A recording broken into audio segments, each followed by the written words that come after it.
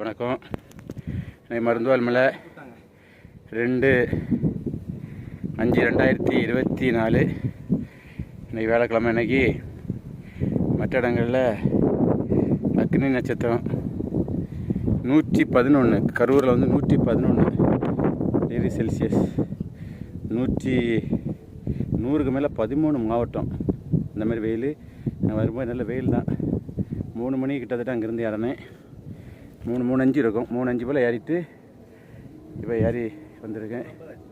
3 அப்போது மெதுவாக தான் ஏறணும். நல்லா கொஞ்சம் கஷ்டம். இந்த டவல் எடுத்து வந்தேன். டவல் வச்சு நான் 3 வாட்டி வேர்வையில் தொடச்சிருக்கேன்.